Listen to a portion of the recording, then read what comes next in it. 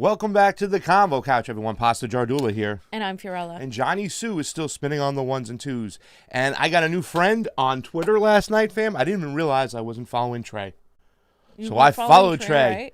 Right? Trey, I know Trey Wow. Wright. I know No, Trey. it's happened to me where I thought I was following people that interact with me a lot, and I wasn't. And I try not to follow too many people because then my timeline gets bogged down. So I need to work on that, following some more people. But Yes, and Trey Wright jumped in and said, "Hello, mates. Love you all." Holy shit! what? Who did that, That's no offense. guys? For all you do, love you there. No offense. Oh my Thank you. God! Wow, Thank that you was so much. I unexpected. hope I'm following you on Twitter. Are you No following? offense. No offense. Are you on Twitter? I don't know if some of you guys are Oh. on Twitter, and then when I meet you guys in person, I'm like, oh, this is like whatever ever on Twitter, like, and I don't know people's real name, but I do remember faces. So usually, if I've seen you before, I'll remember. And from Eddie Villegas. Bad at names, though. Thank you so much, Eddie Villegas. It is always. No, we're starting early with it. I appreciate it on the couch. I think Later. I owe you one, don't It's I? a later show than normal. Huh? Do I still owe you one or no? No. I paid Pasta $9.99 for an OnlyFans subscription, and all I got was a picture of Captain McInnes. Mr. String Bean, right? So, oops, no, don't say that out loud. Guys, ladies and gentlemen, jump on air into the Rokfin, Rokfin. Thank you so much. No offense. You're freaking amazing, Trey Wright, Eddie Villegas. It means a lot. We are hitting the road very shortly. Fiorella is on her way to Peru, and I am on a way to another country called Georgia. Not the country Georgia, the United States Georgia. It is another country. It is. Compared to where we live and stuff, I mean, Yeah. it's a little bit crazy. So anyways, we're going to have a great show for you today. A lot of things to talk about. There's a lot of things going on. It's crazy time, fam. So let me remove this real quick, and we'll get started, because the first thing we're going to do is go over some good old Joey Do we have nonsense. We have to, because I sat through it yesterday. It was 39 minutes of his speech, 40 minutes of his speech. I can't get that time back. That time is lost forever. But it was very interesting because, we talk about the exploitation of the establishment and the mainstream media and the Democratic Party, like they like to exploit situations. This was a full-on exploitation, 100%. But, I think, fam, I know I've talked about this story before with Niko when it comes to Tulsa, Oklahoma in 1921. Mm-hmm. They call it the Tulsa Massacre. I call it Black Wall Street. And I think there's a lot more to the story that I haven't learned yet. And I was kind of looking around, but there was so much going on.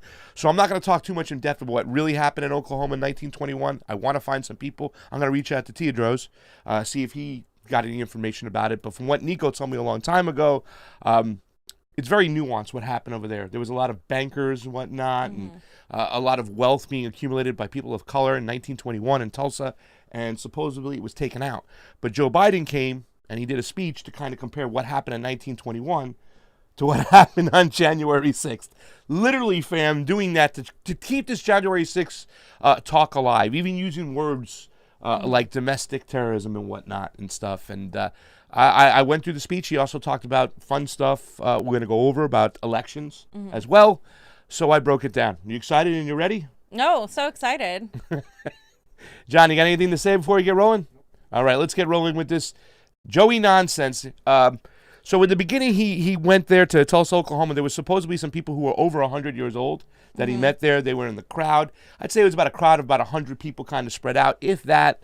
And he went on a tour with them, and they talked to them and whatnot. So he was referring to them like Uncle June and Aunt Beth and, typical Joe Biden bullshit fascism, referring to these people. And even sometimes he kind of slipped up too as well. But let's take a look. He uses the word. Watch the word he uses at the very end of this one. This is a couple minutes. He's talking about what happened that night. He's already got to the point where he warmed up the crowd, and now he's going to talk about what happened in 1921. One night changed everything. Everything changed. While Green was a community to itself, it was not separated from the outside. It wasn't everyone, but there was enough hate, resentment, and vengeance in the community. Enough people who believed that America does not belong to everyone, and not everyone is created equal. Native Americans, Asian Americans, Hispanic Americans, Black Americans. A belief enforced by law, by badge, by hood, and by noose that speaks to that lit the fuse. It lit it by the spark that it provided. A fuse of fury was an innocent interaction that turned into a terrible, terrible headline allegation of a black male teenager attacking a white female teenager. A white mob of 1,000 gathered around the courthouse where the black teenager is being held, ready to do what still occurred, lynch that young man that night. But 75 black men, including black veterans, arrived to stand guard. Words were exchanged, then a scuffle, then a shots fired. Hell was unleashed. Literal hell was unleashed. Through the night and into the morning, the mob terrorized Greenwood, torches and guns, shooting at will. A mob tied a black man by the waist to the back of their truck with his head banging along the pavement as they drove off. A murdered black family draped over the fence of their home outside. An elderly couple knelt by their bed praying to God with their heart and their soul when they were shot in the back of their heads. Private planes dropping explosives. The first and only domestic aerial assault of its kind on an American city here in Tulsa. 8 of Greenwood's nearly 24 churches burned like Mount Zion across the street at Vernon AME. Mother Randall said it was like a war. Mother Fletcher says all these years later, she still sees black bodies around. There you go. So you can see Mother Randall, Fletcher, whatnot, using the word domestic, talking about it. It's an isolated incident, kind of comparing it to January 6th. You'll see he does this throughout the most part of his speech, whatnot. I don't know how a person like Joe Biden can give the eulogy for a KKK member and then come talk about these issues right over here in Tulsa. I don't know how he can pull it off and people can buy it. Like, this man is making this speech over here, and it's. Does he actually compare it to January 6th? He talks about January 6th a couple times, like it's going on today, and you'll see towards the end he ties it all in. He talks about January 6th, but he paints the whole picture. He uses words. And here's the next part of it. The problem is pretty much it's with everyday people. You know what I'm saying? It's all about the way people treat each other. It's not about the people upstairs who are doing things. It's about the way we treat each other. In other words, they're painting this thing with society. Like, I feel like a lot of the issues we have with society are the people who are controlling us, the elites who are making the laws, who are just pretty much pillaging from everyday people, whatnot. But once again, this whole sentiment that this is an issue between us, it's got nothing to do with them. It's got nothing to do with the way the government is running things. It's got nothing to do with our foreign policy or spending. It's us. So. Oh, yeah, they're never going to take the blame. Hadn't seen before, or simply refused to see, cannot be ignored any longer. You see it in so many places. And there's greater recognition that for too long, we've allowed a narrowed, cramped view of the promise of this nation to fester. The view that America is a zero-sum game where there's only one winner. If you succeed, I fail. If you get ahead, I fall behind. If you get a job, I lose mine. And maybe worst of all, if I hold you down, I lift myself up. Instead of, if you do well, we all do well. We see that in Greenwood. This story isn't about the loss of life, but a loss of living, of wealth and prosperity and possibilities that still reverberates today. Mother Fletcher talks about how she was the only able to attend school in the 4th grade and eventually found work in the shipyards as a domestic worker. Mr. Van Ellis has shared how even after enlisting and serving in World War II, he still came home to struggle with a segregated America. Fam, anything to say about that? I mean, he's trying to he's trying to bolster capitalism in a way, whatnot. I guess. No, I mean he's contradicting himself because that's capitalism. What you're saying is when I'm up, you're down. That's capitalism. Like that's the whole point. Like competition, like people, profits over people, and not in the. He's talking about it being changing that, and he wants us to have an opportunity, all to have the same opportunity, but with the policies he's not pushing, that's never going to happen.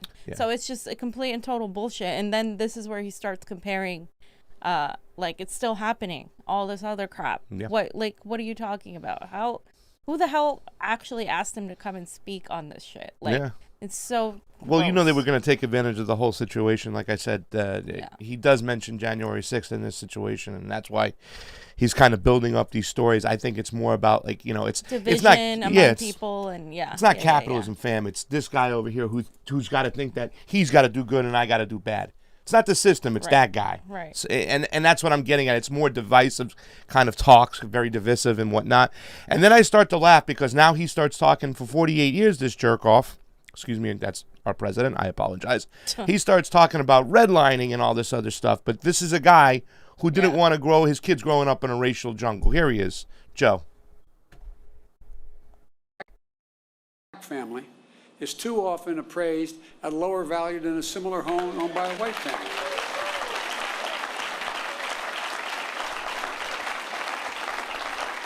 And I might add, and I need help if you have answered this one, I can't figure this one out, Congressman Horsford, but if you live in a black community and there's another one on the other side of the highway, it's a white community, it's built by the same builder, and you have a better driving record than the guy with the same car in the white community, you're getting paid more for your auto insurance.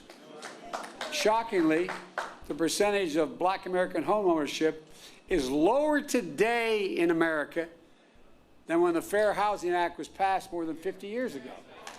Lower today. That's wrong. So, I just had to point that out because this is a guy who said he didn't want his kids growing up in a racial jungle.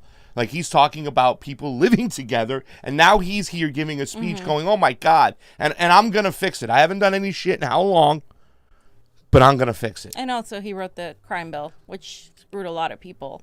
Yeah. And kept them in poverty, kept them with their records, which prevented them from getting good jobs.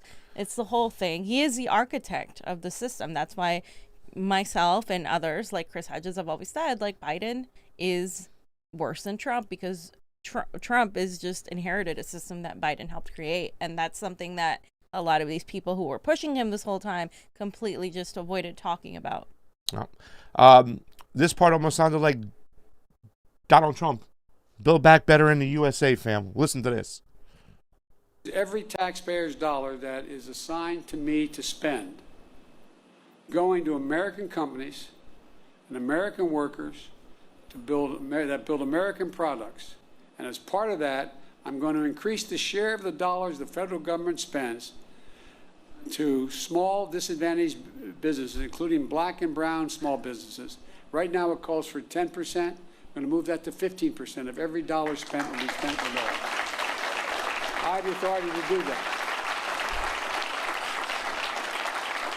Just imagine if instead of denying millions of entrepreneurs the ability to access capital and contracting, we made it possible to take their dreams to the marketplace to create jobs and invest in our communities. The data shows young black entrepreneurs are just as capable of succeeding given the chance as white entrepreneurs are. Okay, so Wow. this is NAFTA Joe.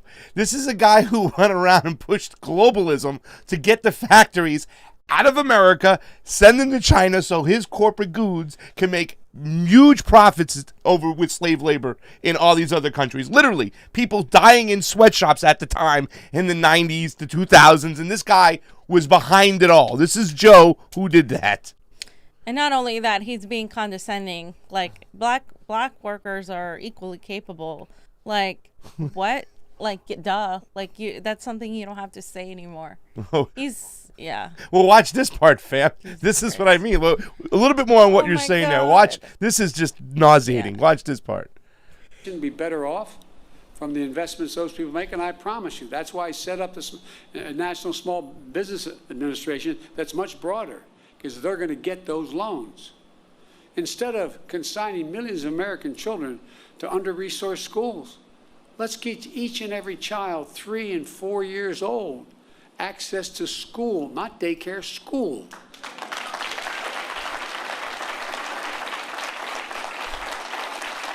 In the last 10 years. I think I had the time wrongs on that. Oh. It was what followed after NAFTA though. He pretty much said that, like, you know, can you just go back to the 2910 real quick and see if that's just play it from there. I must have messed up on the time. I'm sorry. As capable of succeeding given the chance as white entrepreneurs are. But they don't have lawyers, they don't have accountants, but they have great ideas. Does anyone doubt this whole nation would be better off from the investments those people make? And I promise you, that's why I set up this. Pretty much. They don't. Black people don't have accountants. They don't have lawyers. They don't have anything. There are black lawyers. There are black accountants. This is I don't know.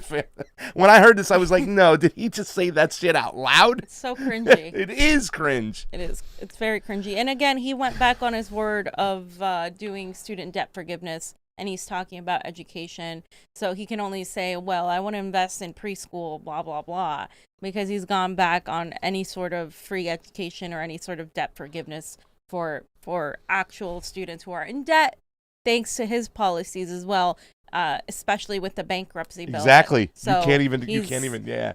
Everywhere. I mean, this guy's just everywhere. You're right. You can't even declare bankruptcy with those loans and stuff. Right. You have to pay them back. Here's another part. 3124. I hope I got the times right. Let's ensure access to health care, clean water, clean air, nearby grocery stores, stocked with fresh vegetables and food that, in fact, deal with. I mean, these are all things we can do. Does anyone doubt this whole nation will be better off with these investments? The rich will be just as well off. The middle class will do better, and everybody will do better. Care about the rich.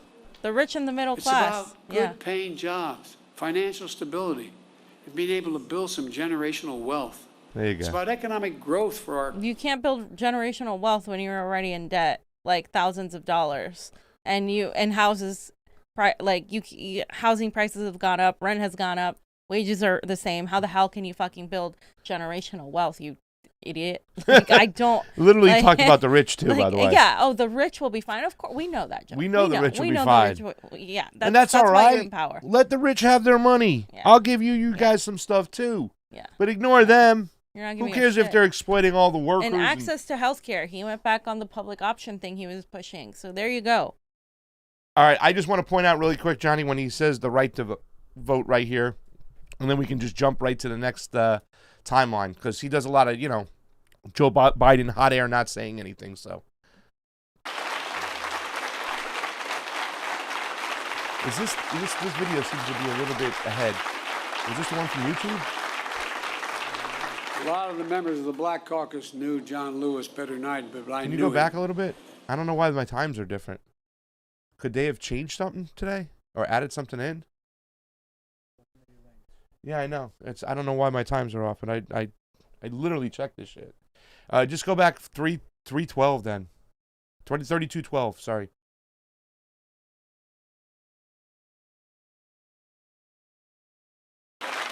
The most fundamental.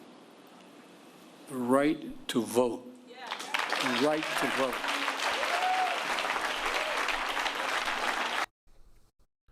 And then, it looks like it's off by like 10 seconds, 11 seconds.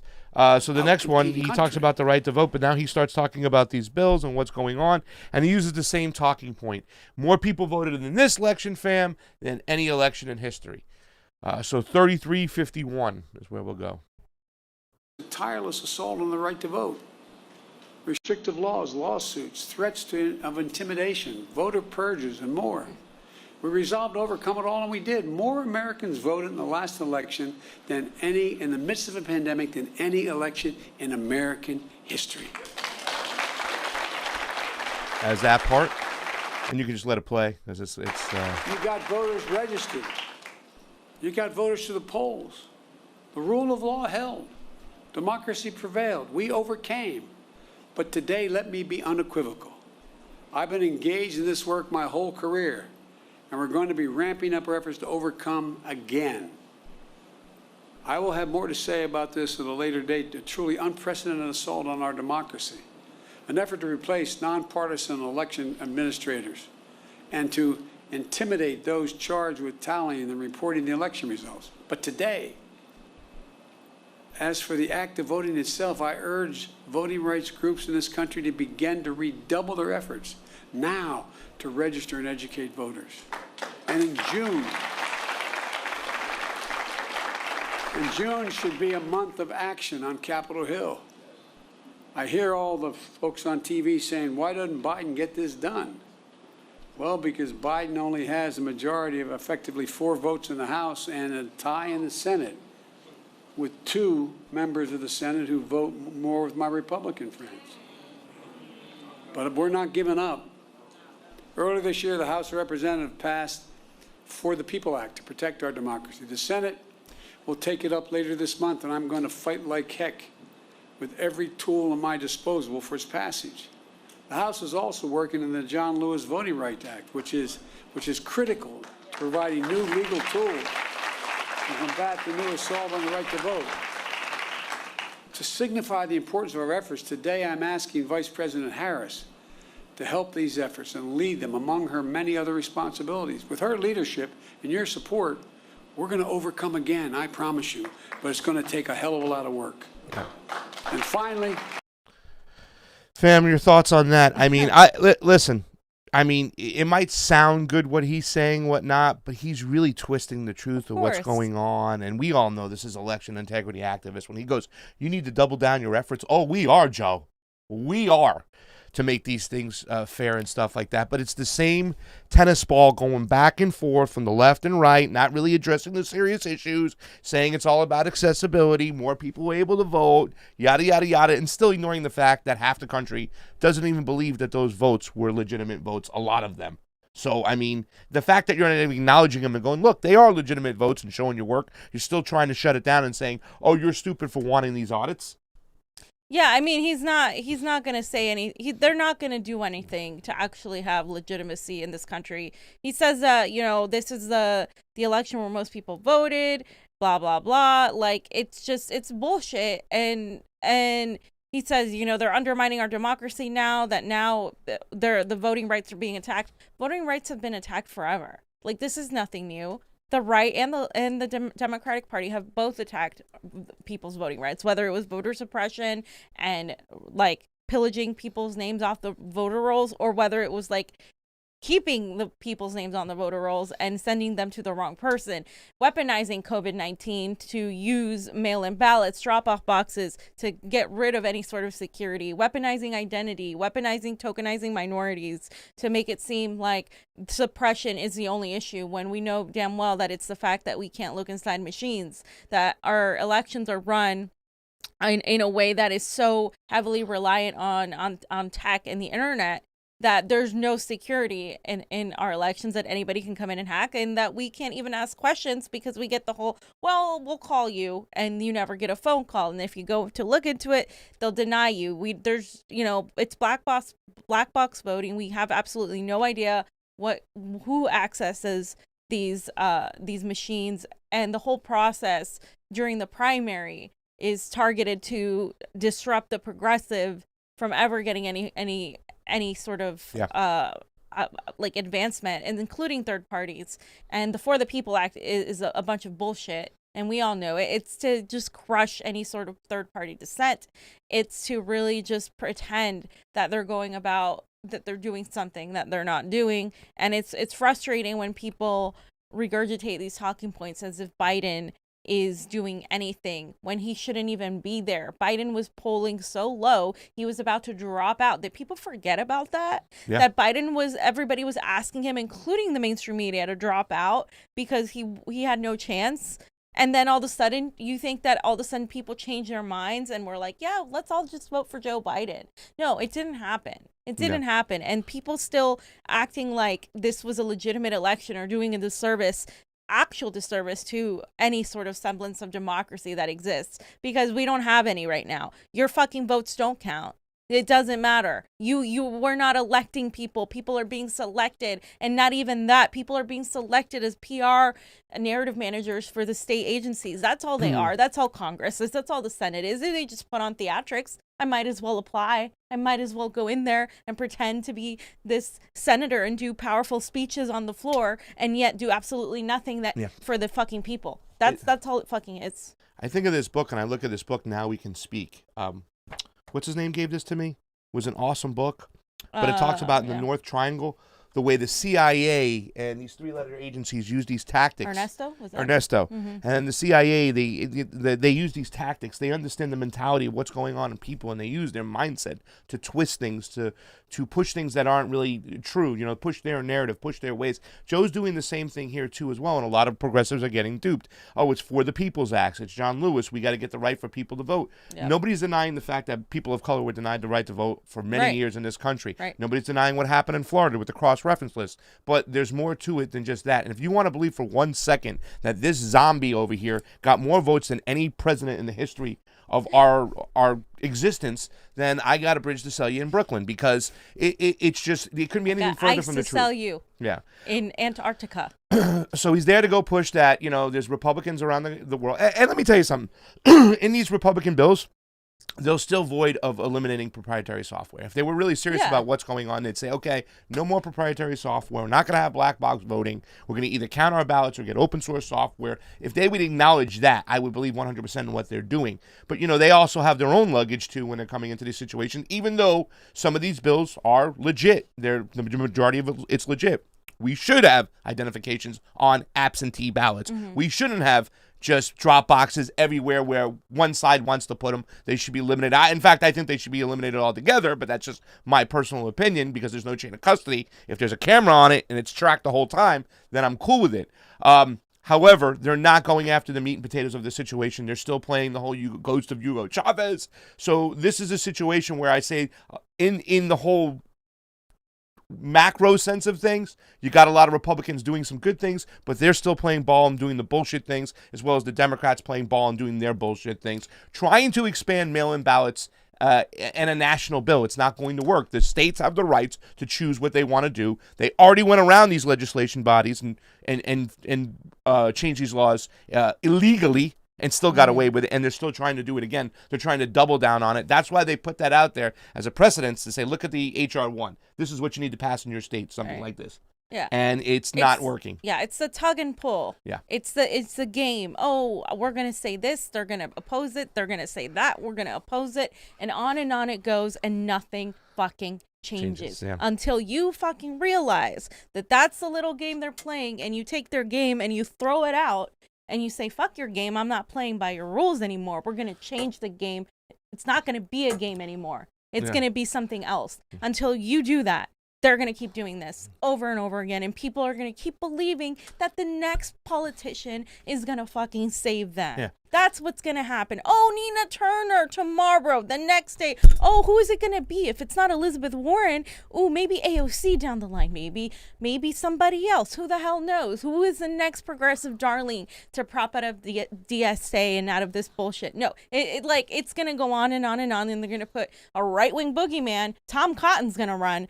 And you're going to have to be like, damn it, Tom Cotton really sucks, because he really does. I can't stand the guy. And people are going to be like, I know, but maybe next time we'll get him, sucker. We'll get him next time, Charlie. Next time you can kick the football. Next time she won't remove the fucking football. No, it's always going to be the same bullshit. Yeah. It's funny, because when you were describing the tug and pull of the Democrats and the Republicans, I thought you were talking about a rehearsal for professional wrestling. Like, I you hit mean, me here, I'll duck there, and then I'll lift you up over It there. And you, is. throw it, you know what I'm saying, like that. It is. And this whole like, oh, we're gonna fight racism, but yet Joe Biden, oh well, we'll excuse that form of racism. I mean, the guy's a segregationist who said he didn't want his kids growing up in a racial jungle, and he's over here giving a speech about race in Tulsa, Oklahoma. Yeah. It's nauseating. And here's the final hook, line, and sinker, fam. Once again, talking about white supremacy being the most dangerous thing, more dangerous than ISIS, according to Joe Biden. I'm not going to say yes or no about that, but the fact that he would even pull that in there to swing people a certain way, Right. to make you think that it's always just this person, it's your neighbor who's your enemy. No, your neighbor's not your enemy. You're the elites who are running things and manipulating things. They are your enemy. Here's Joe, Zombie Joe, closing it out. It exists today still. Just close your eyes. And remember what you saw in Charlottesville 4 years ago on television. Neo-Nazis, white supremacists, the KKK, coming out of those fields at night, Virginia, with lighted torches, the veins bulging on their as they were screaming. Remember, just close your eyes and picture what it was. Well, Mother Fletcher said when she saw the insurrection at the Capitol on January the 9th, it broke her heart. A mob of violent white extremists, thugs, said reminded her of what happened here in Greenwood 100 years ago. Look around at the various hate crimes against Asian Americans and Jewish Americans. Hate that never goes away. Hate only hides.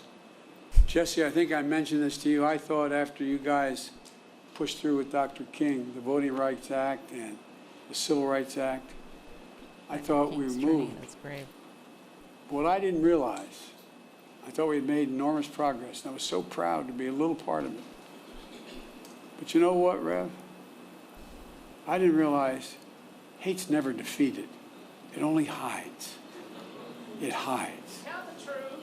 And given a little bit of oxygen, just a little bit of oxygen by its leaders, it comes out of there from under the rock like it was happening again, as if it never went away. And so, folks, we must not give hate a safe harbor.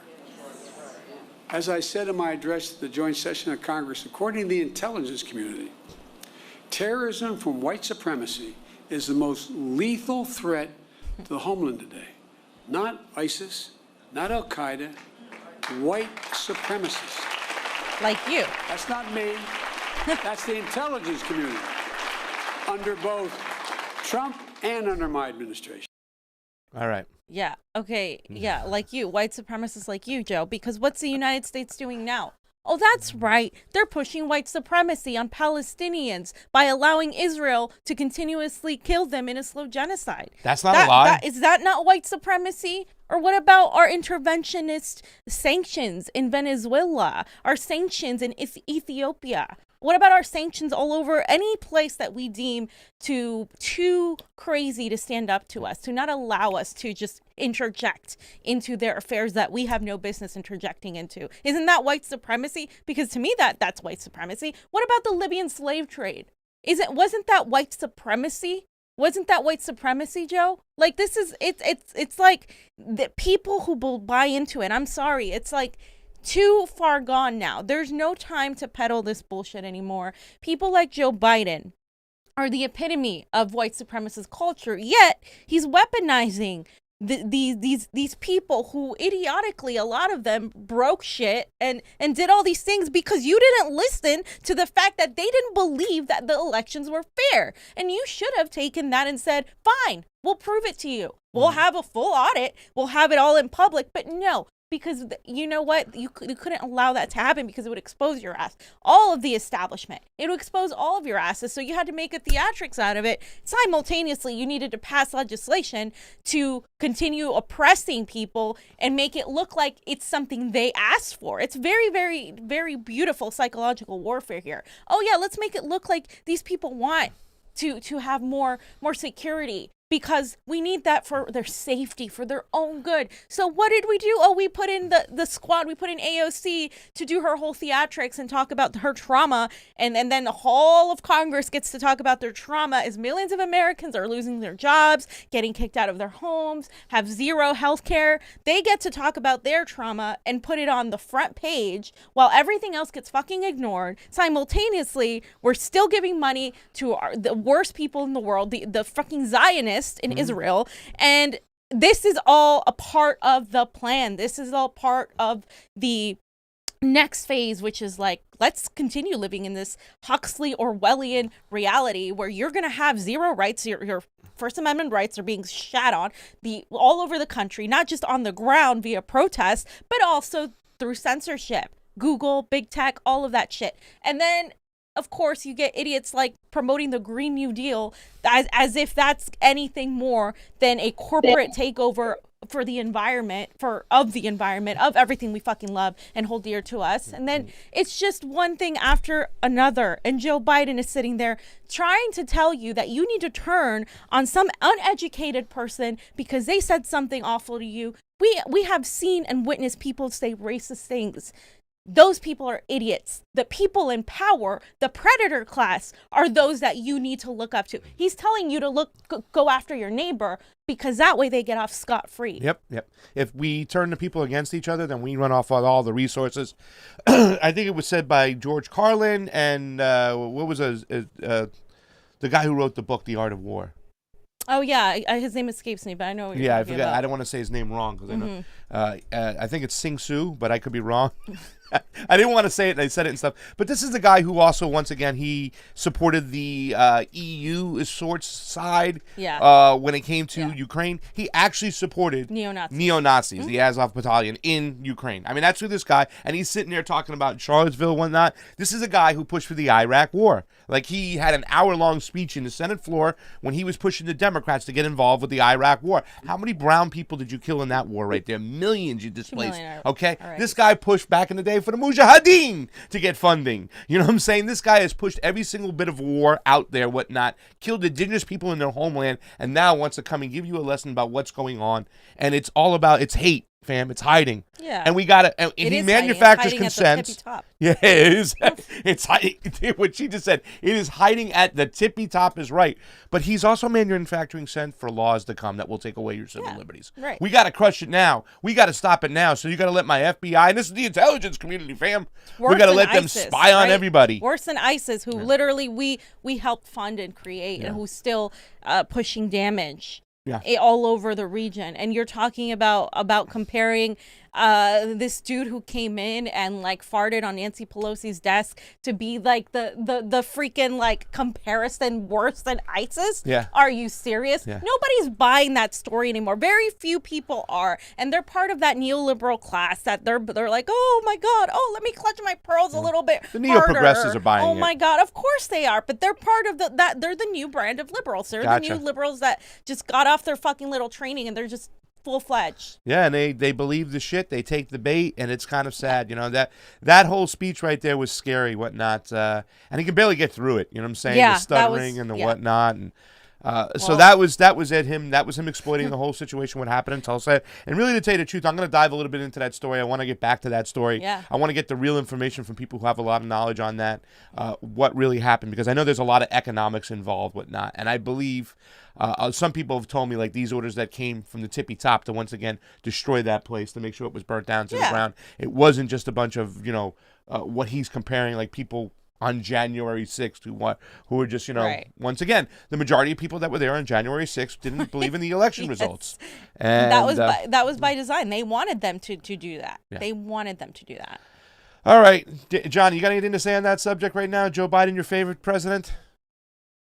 Johnny has nothing to say on Joe Biden.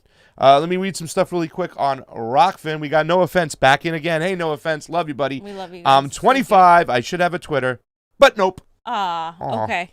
Embled Fate. Oh, Jesus. Sorry. Emblem Fate, what's up?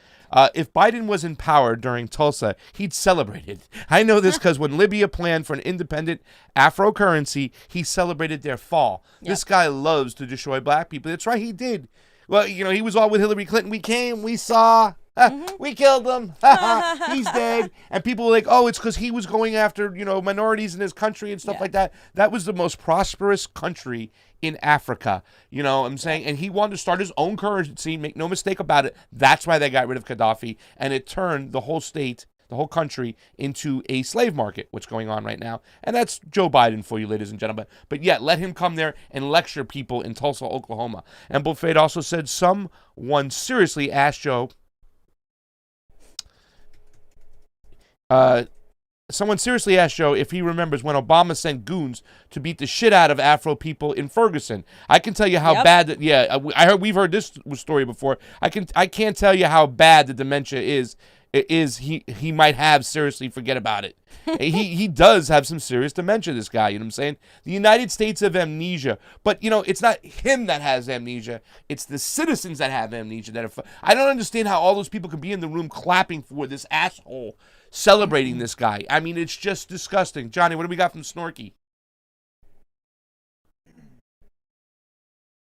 Said Dem candidates in all states need to be asked if they support Iowa coin toss rule and top the rules of coin toss are purposely undefined, so chair call for.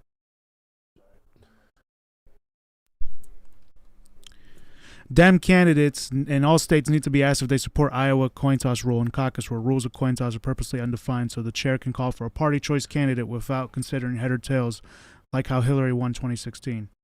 I mean, yeah, Fee was there to see the coin toss. Yeah, there was a lot of snake math in that coin toss. But, I mean, with alerts and stuff and with letting the campaign know, they at least were able to fight for some delegates at that time. But the rest of the country, they didn't have that in place. Yeah. And that's part of it. I mean, it's by design, guys. It's by design. If you think Bernie Sanders had ever a chance in hell to win, I mean, in retrospect, I was like, okay, well, this is it. Like, the last chance I'm ever doing this again. Yeah. And that is it. The last chance I'm ever doing that again. I'm not fucking doing that again. I'm just so done with the whole thing. I am like beyond, until you fix our election system, which I don't think it's going to get fixed until we actually have a new demand, like a government by us through demand. Like, I don't think it's going to happen because these people have too much invested in the system. They will not let the system fall apart without it actually benefiting them. So. Yeah. And I think they moved people into coin tosses in areas where they shouldn't have had coin tosses. Like, it was already, it was the snake math Fiorella told you about. Because she left at one place and all of a sudden they're doing a coin toss now for Pete Buttigieg and Bernie Sanders. And Fee was like, that's snake math. There was no reason why they had to do a coin toss. They were closing everything, putting everything away. The two journalists that were in the room leave. They fucking pull it out because they know. We were watching. We had cameras on there, and but fam, the Democrats only cheat primaries. They don't cheat general elections. Hunter Carranza, thank you so much for the tip, Hunter. We love you. It's always appreciated on the couch, but she left question marks, so I don't know what that means. I love you. We love you, Hunter. Thank you so much. Say hi to Ty. Roar Media. I hear Rising has an opening. You guys interested in working for a corporate oligarch controlled propaganda shill stain network? Ryan Grimm took love that you opening. All. He got it already. They already gave it to Ryan Grimm. Let's not kid ourselves, right? Rising doing an independent media show is not independent. Crystal Ball is worth tons and tons of money. Yeah, tons and tons of money, guys. They're not independent media. Yeah. I'm just telling you right now. Just because they have a YouTube show doesn't mean they're not being funded by somebody. Just say it. A lot of people are like, oh, see, they're worth it. No, guys, come on. How many times do you have to get? Come on. All right, so we have our guests here. I just want to open up real quick with some background. What did you want me to read it really too real quick? Emble Fate says, someone remind Joe the intelligence community is racist. They killed African leaders, X, MLK, Hampton, etc. And let's not forget about Afrikaan. Absolutely. Shadowban Refugee says, my fam continue to march the Cuckoo Desert from the next 40 years, worshiping the golden cuck machine, while they promise Rokfin of MLK honey is within sight. Terribly, willfully cucked. And Taro Man says, do you see the narrative makers behind Wuhan are the same narrative makers behind the Iraq Act? We're going to get into that today, but we have a guest right now. We have a lot of people watching. Thank you guys so much for the generous contributions to help us out. Fam, we got a great guest here today. Yeah, we do. So I'm just going to start up by opening up what's happened according to Western media. So this is kind of what's going on. I'm going to, and then I'm going to introduce Filmom to come in. So the Ethiopian people have been protesting the U.S. sanctions over the brutal Tigray war. And basically what is going on is that Biden has decided to ramp up sanctions because he wants to put his foot in for interventionism as usual. That's really what this is about here. But of course, that's not what is being said. So thousands of Ethiopians gathered in the nation's capital on Sunday to protest outside, pressure on the government over the war in Tigray. And protesters at the rally in Addis Ababa carried banners that criticized the U.S. and others in the international community who are voicing concerns over the atrocities in Tigray, where Ethiopian forces are hunting down the region's ousted and now fugitive leaders. Troops from neighboring Eritrea are fighting in Tigray on the side of Ethiopian government forces in defiance of international calls for their withdrawal. Some of the things that they were showing, that they were protesting, were saying Ethiopian young people denounced the Western intervention. Nice. And the U.S. said that they have started restricting visas for government and military officials of Ethiopia and Eritrea who are seen as undermining efforts to resolve the fighting in the region, home to an estimated 6 million of Ethiopia's 110 million people. And Washington, of course, is also imposing restrictions like sanctions, etc., and amping up security. They're talking about there being brutal gang rapes, extrajudicial killings, and forced evictions as part of what they call the violence. But the Ethiopian government has called the U.S. action misguided and regrettable. And they said that the Ethiopian government will not be deterred by this unfortunate decision of the U.S. administration. This was a statement tweeted by the Ministry of Foreign Affairs. If such a resolve to meddle in our internal affairs and undermining the century-old bilateral ties continues unabated, the government of the Federal Democratic Republic of Ethiopia will be forced to reassess its relations with the United States, which might have implications beyond our bilateral relationship. So that is the statement. And of course, millions of people have been displaced. But we really want to get to the bottom of this, because a lot of the things being said, of course, from the Western perspective, lack a lot of deep understanding. It's very superficial. It's very much, oh, these people are just fighting and we need to help them. And a lot of progressives I have seen already adopt, there's genocide in Ethiopia, and if you don't stand by that genocide, you are supporting genocide. That's already happening here on the left. And I want to welcome our guest, Filmom. Filmom, thank you so much for being here today and having this discussion with us. Thank you very much for it was really great to be part of this show. Thank you very much. Yeah, I mean, I've seen your work. It's been recommended by a lot of our viewers, and I've been eager to have you on to specifically talk about what's happening in Ethiopia. A lot of the narrative that's being spun on the left here is in my opinion, just lacking a lot of nuance. So, the Biden administration has amped up these sanctions in Ethiopia with the excuse of demanding an end to violence. What are the potential effects of more sanctions in the region? Also, we'll talk about like the actual violence in the region and what that is actually happening. Yeah, I mean, that's a great question. I think a lot of historical context is missing from the Western narrative. As you see the case with Rwanda, Yugoslavia, the usual case of Western intervention. So in the case of Ethiopia, we're seeing the same narrative of heavy emphasis on one region. They have not even paying attention to the other region inside Ethiopia. The complex conflicts that have been ongoing for years. For example, the southern region, the Oromia region, they actually been many occurrences of genocide atrocities over the years. But because the previous regime was a Western client, typical Western client, the coverage was not there. So we really have to question the current coverage and the attention of the Biden administration. What is their politics? What is the relationship with the previous regime? What is the aim overemphasizing on Tigray?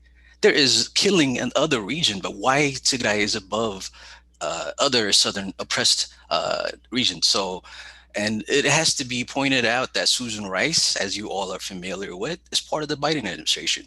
Samantha Powers is part of the USAID. She just got the USAID position. You got other officials from the Obama, Bill Clinton era that were very pro-Meles Zenawi. Meles Zenawi was the previous prime minister of Ethiopia. That was pretty much the chairman or the figurehead of TPLF initially. So you have these really close relationship with certain circles in Washington, who are connected to Langley, different NGO interests. So this is an aim to protect, give diplomatic coverage, a lobbying effort of the TPLF entity inside Tigray. Now, it is not to be insensitive to the crisis inside Tigray. The Tigrayan people are suffering because of this conflict, but the context and pretty much political background is not even emphasized, or you're not giving the full nuanced story of what's happening, what is driving this conflict. Yeah, I missed some of that. What you said. Could you explain what the TPLF exactly is? And you know what I'm saying? Because we've heard there's reports from the regions that indicate they were defeated, and so why is the West continuing to push this narrative? What exactly is the TPLF, and what is their position right now in Ethiopia? The TPLF is the Tigrayan People's Liberation Front. It's one of the fronts that were started in the 1970s after the overthrow of Haile Selassie regime. And then this is when you saw the Mengistu, the Derg regime that was quote unquote Marxist regime. Pseudo-Marxist regime is not really was a communist regime where the Soviet Union was supporting, Cuba was supporting them. So in order to understand the conflict in Tigray, it has to be understood that initially, for your viewers, they have to understand the power struggle between the Tigray region and the Amhara region. This is very historic within Ethiopia. These are ruling class of what I call the Abyssinians, who have been fighting for years for power struggle. So after 1991, the TPLF were the main party that took over Ethiopia. Previous to that, the Amhara region were in power for centuries. Haile Selassie, Mengistu, they were the main power player inside Ethiopia. What you can consider that Ethiopia is a settler state that was created by Menelik. Menelik was the first king that was pretty much during the Berlin Conference that expanded down south, committed genocide, colonized the southern population. So what we know as the Abyssinian Kingdom expanded down south, southern regions, and it colonized and conquered all these regions. And this is what led to the creation of Ethiopia with the assistance of the Europeans. Ethiopia is pretty much, there's an image of Ethiopia as being independent, first African state, not colonized by, that's not true. This is mythology that's created by the Europeans because it was a neutral ground for the British and the French for them to loot the resources, and they had a neo-colonial administration of the Menelik and then Selassie regime. And then afterwards, we got to see the other regime that pretty much play that role of the neo-colonial administrator of a particular client state. That was the TPLF. Okay. And what about the fact that there are reports that they have been defeated? Is that the case? Yeah, initially, okay, the conflict initially started in November 4th of 2020. That was the initial conflict. The TPLF military, the militia, took over the Ethiopian Defense Forces in their command post, committed serious atrocities. Pretty much it was a mutiny that has not is pretty much similar to some elements in Washington or some elements in Virginia army taking over a particular command post, shooting the particular commander. That's what happened on November 4th. That was a unique effort and mutiny effort by the TPLF. There is as a extension of the power struggle between the Amhara region and Tigray region. So the TPLF felt cornered and they felt the need to attack first. They attacked the Ethiopian Defense Forces. Afterwards, the involvement of the Eritrean Defense Forces came after the Ethiopian Defense Forces were attacked and they were not able to protect the border. So the intervention of the Eritrean Defense Forces is a lot different. There's a lot of historical factor and reasoning why Eritrea is intervening in Tigray. It's for security reasons. There's a lot of political reasons. It's been under pressure by Washington for years. 2018 gave it a time to respond to its sovereignty by the TPLF regime. So it, we have to understand the TPLF is not the original arm in its inventory has been pretty much captured, but they still are able to commit a guerrilla warfare, and it's serious. So it is not technically defeated. It's still being able to commit assassination of Tigrayan leaders. So we're pretty much transitioning to a guerrilla warfare type where the top leadership core have escaped to the royal area. So it is active to this day, and the conflict is not over. Yeah.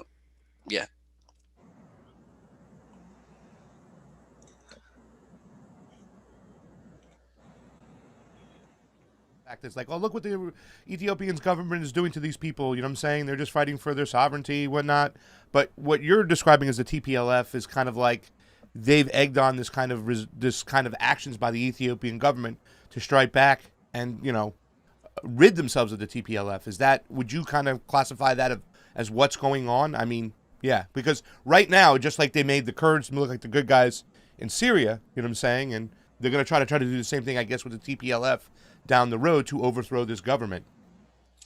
Yeah, I mean, I think that's a good question. I think it's very complicated because the Prosperity Party, that's the Abiy administration that took over, in order to provide a nuance, clearly balanced perspective on the Ethiopian government, it must be noted that this is a government that is not perfect. It has a lot of baggage. It has committed a lot of atrocities in the South, but this is an internal affair issue for the Ethiopians to decide. At the end of the day, this power struggle between the TPLF and the Addis Ababa is something it has to be settled by their own. You cannot have Washington intervene. There's no need for RTP to be in place like Libya and Syria. I think this is an important thing that, as far as the African internal affair, be managed by Africans. I just want to ask real quick, is there a religious difference between the two groups whatsoever? No. Okay. No, the Abyssinians of the northern region are all Orthodox Christian, predominantly Orthodox Christian, and this has been an ongoing power struggle for years. Right before Menelik, if you're aware, or before Haile Selassie, the Tigrayan ruler who was Johannes. And then you had different Tigrayan rulers who were part of the Abyssinian kingdom. So the Amhara region and Tigray region have always fought each other for power of control of the center or of the other indigenous African population. A Republican senator actually described the TPLF as a terrorist group. Would you agree with that description? Yeah, technically it is a terrorist organization because after November 4th, it was involved in sabotaging the electric grid, infrastructure, delivery of aid, and shooting rockets into civilian areas inside Eritrea and then the Amhara region. So from that point, yes, it is. You can consider it a terrorist organization and its sponsorship and its ability to reach the civilian population so that they can make a political statement. We're causing damage to the Ethiopian government by killing civilians, causing instability in Tigray region so that their political agenda can be realized. Yeah. How is that going to be supported by the Western allies? I don't want to say allies. The West. How are they going to factor this out? If you have some people in the West saying the TPLF, they're terrorists, but then you have some people really critical of the Ethiopian government that's holding place right now, especially after the Renaissance Dam and the deals with China. It seems like the highlight of the whole Ethiopian situation is like, look what this government's doing. How do you think this is going to play out right now in this region as far as how the West will get involved? I think we're at a situation they're pushing for a negotiation deal where TPLF comes back to the center and is rehabilitated as a power figure. But that's not going to happen. The southern population, they are more assertive than usual. The Amhara region, they're very assertive about TPLF not returning.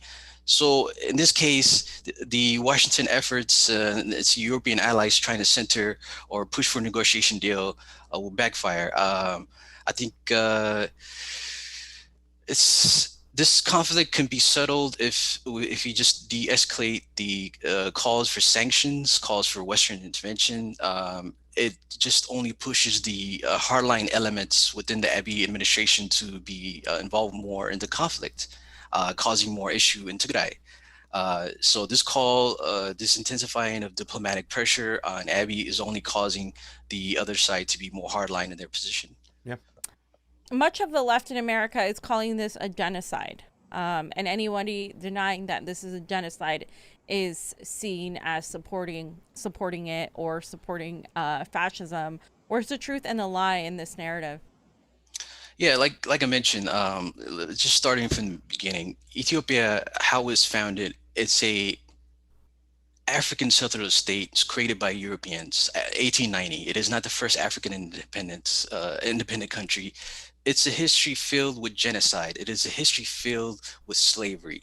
The typical story you hear about America and its foundation, it is pretty much the same thing. It's just this is an African. It's within the scope of Africa. That's what's happening. So the politics of genocide and the historical grievances. I think the historical grievances of the southern population who had to go through real genocide.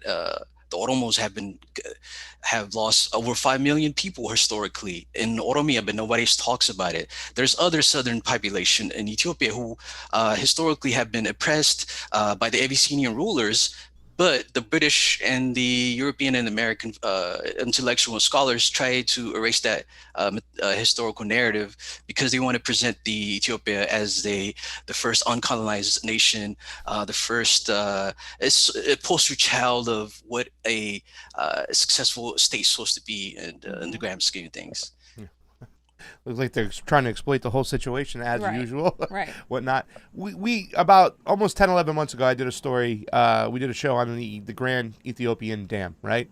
It was backed by the Chinese. Half of the project was built, and that seemed like the West started getting involved. Donald Trump with his allies and Sisi in Egypt. How much does this play into the fact that this dam is built so the Ethiopian government and the Ethiopian people can determine their own ways of getting energy, whatnot, and enriching their country for once and for all without the help of the West? Does that play into this whole situation? Because I've seen a lot of pictures where you have pictures of Xi Jinping out there and whatnot. So I want to know how much that plays into factor of what's going on today, as the West might be feeling like they've gotten sniped or their heads turned from the Ethiopian government. Yes, I think this is one of the factors, to be honest. It's going to be one of the issues that is coming to the forefront, especially with Egyptian intelligence and their maneuvering around the region. And also we have to consider the background interest of Israel. Israel is really interested in this region. We must emphasize interest in the dam. So I think the dam politics and is the way the West has managed it under Trump and now the Biden administration is pushing the Ethiopians to be more critical of Washington. It is not helping Washington at all. You're creating more of enemies on the ground. The Ethiopian nationalism is on the rise. You can never underestimate the nationalism of the Ethiopian people about the dam, and we're seeing an increasing. It might be discounted. Some people might just discredit this protest that happened in Addis Ababa. It might have been managed by the current government, but there is a sentiment by Ethiopians about the dam. It's part of their nationalism. Yeah. So it's very tricky right now. And in comparison to how Ethiopians are feeling about the West, how are their sentiments about Russia, China, and Cuba? I think the latest diplomatic effort to get one of the officials from Abiy's administration to the UN post, Cuba has been very involved. Cuba views Ethiopia as one of the central diplomatic ground, as everyone is. The African Union is based there, so Cuba is very not aggressive, but they're making diplomatic momentum and trying to get the Ethiopian candidate into one of the UN position. Just as of the last 3 days, the Russians have been making contact, and interestingly, Belarus is getting involved as well. Yeah. So you're seeing these efforts by the Ethiopian foreign ministry to pretty much make contact. But it must be noted for your audience, the Ethiopian government is not a revolutionary. It's not a progressive government. It has a lot of baggage. If you were to be critical and balanced, it is not very progressive. But this is an African state. Regardless, Washington should not intervene. There should not be sanction. At the end of the day, this is an internal issue within the Ethiopians. They need to figure this out politically without the hands of Washington. Yeah, I agree. And you just, that was my next question, to be honest with you. You talked about some of the criticisms of the current government right now. Just to be fair, and I'm not trying to put fuel on the fire because I know they're going to probably use some of these reasons to justify American intervention. But what are some of the criticisms of the current government that's there right now, in your opinion? Yeah, I think the biggest mistake of the Abiy administration, Abiy is technically an Oromo ethnic. Oromia are the largest ethnic group in Ethiopia. They're the one that have been oppressed by the Abyssinians of the north for their land, their resources, and this is what the Europeans have been using the Abyssinians to loot their resources. Abiy is the first Oromo ethnic person to be in a position of power, and that's very historic, but he doesn't identify as Oromo. He identifies more with the northern Abyssinian ruling class. So there is a historic rage against Abiy from the Oromo population for not listening to their historical grievances politically. So the biggest mistake is his jailing. He jailed a lot of Oromo politicians unnecessarily. It was bad strategy on his part. Pressed many of the Oromo officials and caused a lot of issues in the Oromia region. I think it's due to his the advisors and the advisors. They're mostly Abyssinians. They only view the Oromos as the second-class citizens. So this has been a historic problem. Again, like I mentioned, the Ethiopian government has a lot of baggage, and I'll be dishonest to paint them as some progressive people when they're not, and they have a lot of baggage. But at the end of the day, Ethiopia has to be left alone for the people to solve their own issues. Absolutely. There has been comparisons about the TPLF's role in Ethiopia being similar to Colombia's role in South America and Israel in West Asia. Can you just speak more on that? Yeah, sure. That's really a great question. The TPLF, yes, like Colombia and Orobia, they are what would you call the Horn of Africa regional police for 28 years. They got into power. They made contact with various U.S. aid directors, very high-profile officials like Susan Rice. So for Washington, the TPLF has played a very crucial, compliant regime over the years. It invaded Eritrea. It caused pretty much invaded Somalia in 2006. It maintained occupation army in Somalia. It maintained occupation army in Sudan and South Sudan. So this TPLF entity that is in Ethiopia, the Washington is trying to save a very compliant police of the region. And it's aiming to recenter itself. Washington is really desperate right now. After a few years where Washington was not the center in the Horn of Africa, it's feeling the pressure. The only way Washington can center itself is through chaos. You need to manage the chaos. Tigray offers the opportunity to recenter itself. And that's the only way. And the Horn of Africa will not find peace until we settle with this Washington foreign policy and his aggression. So we talk about the Grand Renaissance Dam providing a lot of energy to a impoverished Ethiopia, right? It was be able to produce their own electricity, maybe sell it to some neighboring countries. What have been the results of the dam so far? To be honest, the timeline, maybe the next 20 years, Ethiopia would have had a chance to reach the middle income status much faster. Its development, its ability to earn hard currency. So it would have been a major threat because this gives a positive gain and positive diplomatic momentum for the Chinese involvement. Yeah. Whenever Ethiopia is stable, whenever Sudan is stable, Washington is giving more room for the Chinese influence, also Russian influence, any multilateral influence in the region. So this is the case with the dam and the involvement, there's a lot of pressure for it to pretty much the next 3 weeks for it to be filled. Yeah. The Ethiopians are not giving up. I had a little criticism about the timing of the dam, but regardless, this is their internal issue. The Ethiopian have the right to build their own dam. Because of Israel's eyeing of Ethiopia, how has Ethiopia reacted to the Israeli-Palestinian conflict, or more accurately, the slow genocide of Palestinians and apartheid?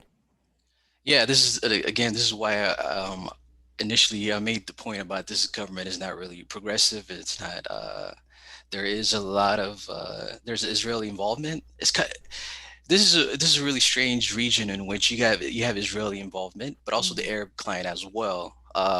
In addition to the Palestinians and the African Union, so a strange region in which you have very opposing regional players being centered in Ethiopia. Israel is involved; they're helping with the intelligence services. So Abiy is getting support from Israel. He's been to Israel. It makes it very complex when you center these narrative from the Middle East, because it kind of you lose focus of what's really happening in the region, localized issues. So yeah, Israel is involved, despite the Palestinians' involvement with the African Union as well, which is Addis Ababa.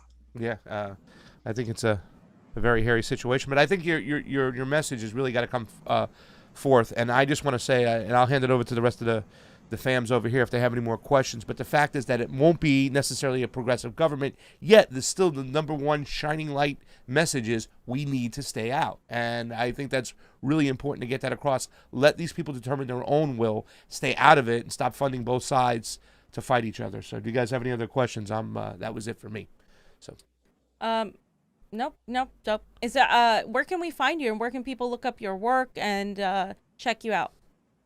Yeah, on Twitter, Filmom Zerai at Eritrea Struggle. I'm also an organized member of HOA PALS, Horn of Africa for African Liberation and Solidarity.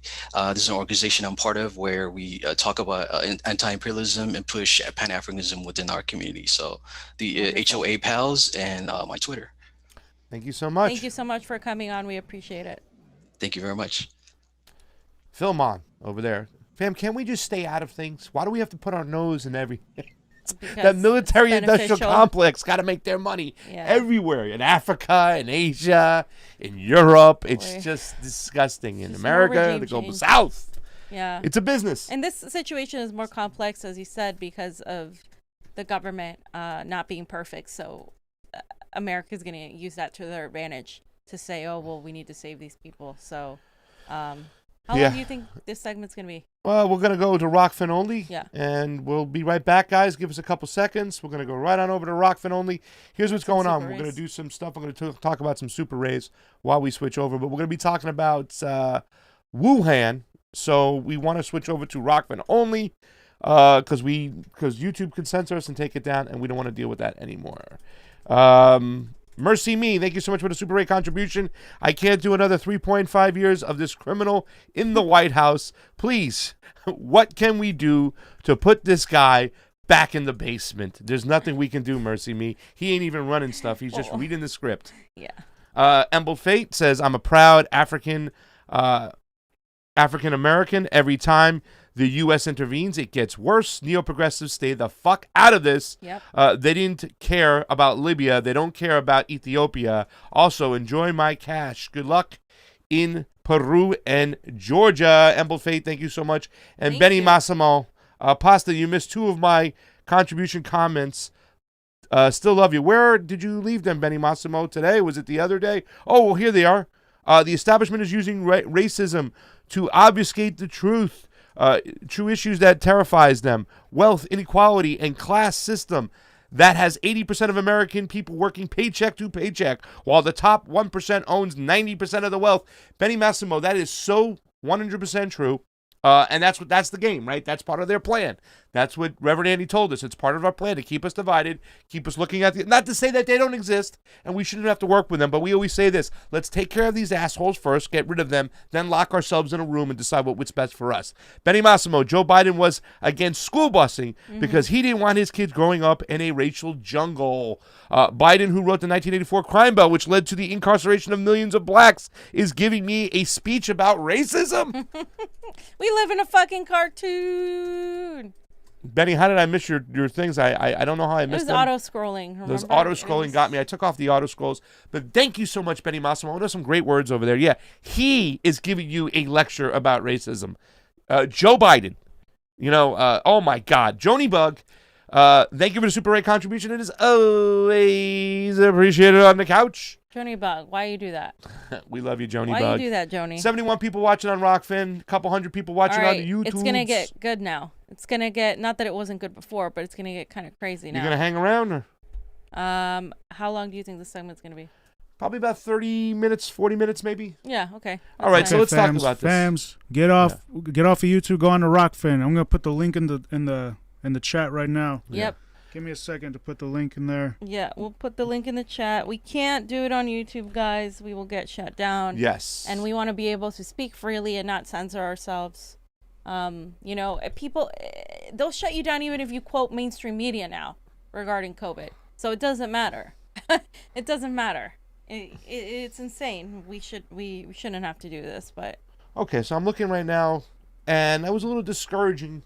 I wish our audience was going to grow a little bigger with that Ethiopian guest on here. There's a lot of things we have to start looking into these situations, Looking at the Renaissance Dam was only the tip of the iceberg, because then I started hearing all these stories, and there is conflicting reports out there, but the West wants to get their nose in there. They want to fund death and destruction in the military-industrial complex. So if there's wars amongst people, wars on the borders, the military-industrial complex is going to benefit from that. So they want to propagate war. It's like I said a long time ago. It doesn't make a difference who wins the war. It doesn't make a difference who loses the war. All that matters to the military-industrial complex is that we have a war, because then they get their money. They make their money through death. Exactly. Yeah, but YouTube and a lot of progressives are still on the whole, let's talk about the squad and Bernie and this and that, and we're just not going to do that here. Yeah. We're done with that. So if you don't like that, well, there's a lot of channels that are going to go talk about that stuff now. But we're trying to get into deeper shit. We're trying to really expand the knowledge, where we're not here to talk about, this and that and progressive this and that. I'm just so fucking done with it, guys. It's just too much. We've progressed to a certain way and a certain level that we're just not gonna touch on these idiocies. The next primary that comes along for Congress people. I have zero desire to really interview candidates. I mean, we live in a system where you're not going to convince me to vote for you at this point, because you're not addressing election integrity. Nope. You're not addressing the national security state. You're not even talking about what the real things that are happening, the just the depth of the situation. You're not talking about that. If you're going to just talk about, I'm going to promise you healthcare for all and this and that, they love the buzzwords without a mechanism of actually doing it, then what the hell is the point? Why am I going to lie to my audience and be like, let's do this. Let's push for this. There's a lot of opportunists and a lot of people that are there to do that. I'm not doing that anymore. I'm going to Peru to fucking cover elections and see if even the international observers, which, by the way, I got confirmation Medea Benjamin's on her way. Yep. So she's at least going. Again, I don't know how much these people know about elections. So I'm very curious to see how that's going to happen. Well, fam, the thing about it is some of them are starting their freshman year in high school, and you're doing your master's program on election. You know what I'm saying? That's where we're at and stuff. And that's what this next situation we're going to talk about right now is really important, because, I think a lot of people haven't even started school yet, and we're not experts on this situation, on coronavirus. We're not experts on what happened in Wuhan. We're not experts on this situation. But we do pay attention, because in this particular network, we have some of the best people on it. The Last American Vagabond, Jason Burmis, and I love Ben Swan stuff. So I'm going to kind of point out some videos today. Please go back and watch their videos. Ben Swan, Last American Vagabond, Jason Burmis. They've been talking about this stuff for years. And for over a year, I should say for years and stuff. Let me read these last super rays and we'll get right into it because we have about 90 people watching. Guys, get on over to the Rokfin. Tell people to get over there. Andrea, thanks, fam, for bringing light to the issues in Ethiopia. Here's another one. Welcome. Thank you. Solidarity side-eye with Fee. Slow news day. I will smack you across the face with a giant mackerel. Hunter Carranza, thank you. Sorry for the delayed response. I started the stream from the beginning, but oh hell no, I never go to the Rising. Love you, fam. We're not going over there too as well. Hey man, to each their own. You know, some people are there and they think they're a good introduction from mainstream media to whatever, and that's fine. Yes. You can go watch it. I said something on Facebook and somebody was like, but aren't they independent media? I'm like, not really. But cool, if you like them, go fucking watch it. But there's a reason why people like that go in the algorithm and they don't get videos taken down and and then the rest of us get suppressed. There's a reason for that. I'm not just saying that because I'm we're not getting all these subscribers. It's by design, guys. And if you don't believe that, all you have to do is watch what we're talking about. The fact that we can't talk about this stuff on YouTube really tells you everything. So this is your last chance before the end of the stream. All you YouTube fans, go over, be a fam on Rokfin, Rokfin. Sign up for free. You don't have to pay anything. If you do have a few extra bucks you want to endorse us, of course, but it is free to sign up. So this is your last chance. In 5, 4, 3, 2, bye, YouTube. Okay.